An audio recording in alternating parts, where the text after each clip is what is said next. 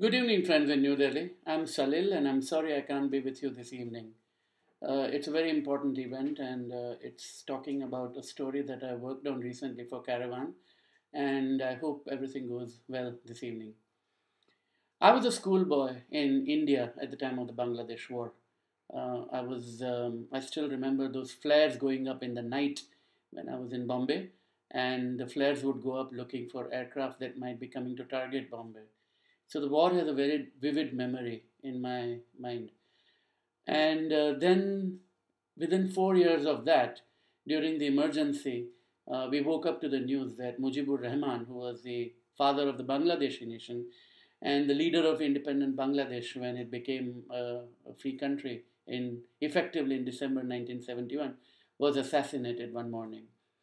A few days later, a few weeks later actually, one suddenly found and heard that four of his associates who were in the central jail in Dhaka were murdered too. All of these were bizarre events. I mean, one couldn't understand how somebody who was so popular, who was so well regarded, could be killed and so brutally, as well as the rest of his family. It stayed in my mind, and then several years later, in 1986, for the magazine Debonair, I had gone to Bangladesh for about a month and a half.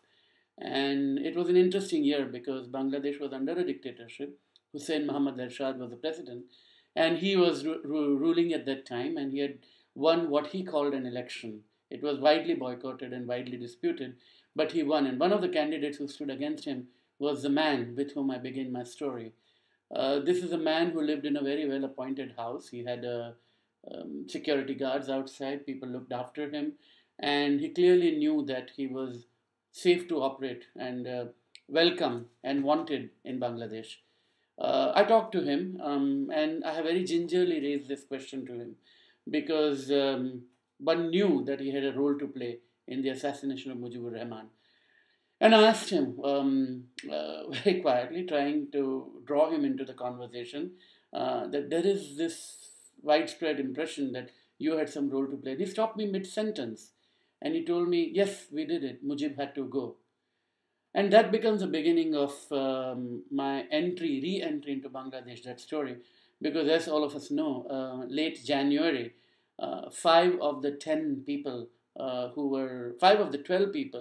who were convicted by a Bangladeshi court for the assassination, who were in the jail in Bangladesh, were executed.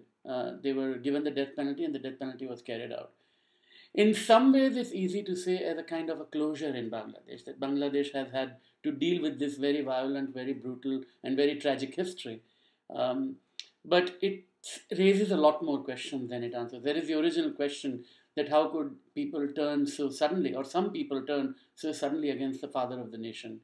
There is the other aspect, which is also very interesting, which is that here was a leader who had everything going for him, and yet he essentially and effectively suspended democracy, suspended constitution as it was known, eliminated other parties, closed newspapers, and created effectively a one-party state.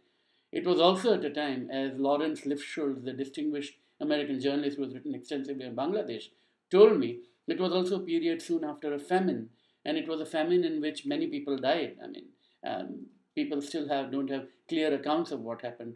I interview Irene Khan, who was the head of Amnesty International until recently, and she tells me that she remembers seeing people starving in Dhaka, coming from the countryside and looking for food. So it was that kind of a scenario, that kind of a context in which the coup that finally killed Mujibur Rahman took place. What could have happened? And of course, after that, Hasina Wajed, his daughter, stayed out for a long time and came into Bangladesh later. For some time, she had been in detention, and for some time, she was a prime minister. And it was all a very intriguing story to look at. And in an ideal world, I would have gone to Dhaka to meet people and hung around with them. But I thought, let memory play the story. Let me talk to people who knew what happened in 1975 to me extensively. And I was fortunate and lucky and had the advantage of speaking to a fair number of very good people, some of whom were willing to go on record and some of whom did not want to go on record. And the picture that emerges is a befuddlement, not only over the fact that Mujibur Rahman took this turn, but also over the manner in which the Bangladeshi governments after that not only gave respectability to the assassins, but also allowed them to operate freely, giving them plum diplomatic assignments, allowing them to participate in the political process, and giving them a respectability that quite rightly they did not deserve. Now, I personally am opposed to death penalty, so I'm not saying that death penalty is a good solution and a good outcome, but that's the way Bangladesh chose to end this story, which has meant closure. But is it really? That's one of the things I want to explore in the story, and that's one of the things I've tried to explore in the story.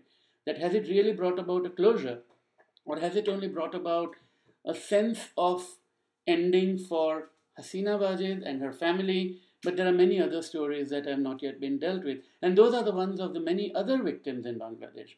We mustn't forget that from March 1971 to December 1971, the 8 or 9 month period, Bangladesh was under brutal suppression. Of course, Tika Khan and Yahya Khan get the blame, but we should not forget the role of Pakistan's civilian leaders at that time, including Zulfikar Ali Bhutto, who was at that time attempting to be the Prime Minister of Pakistan.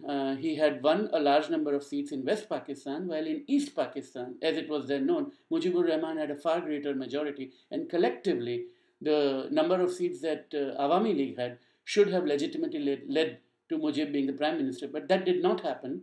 And there was a visit by Bhutto to Dhaka. He went back, and after that, within days of that, Tika Khan arrived, and after that, there was this massacre of many Bangladeshis, some of them Hindus, many of them Muslims, and we should also not forget a lot of them were intellectuals, were professors, and so on. There was a massacre at the university, and during the course of these interviews, I run into this wonderful, remarkable woman called Meghna Guha Thakurta, and I don't want to spoil your interest in the story by telling you what she tells me, but she really opens the reader's eyes by telling them what it is that this is all about and what is the conclusion or what can closure be. She asks questions which are important about reconciliation, about justice, and about remorse.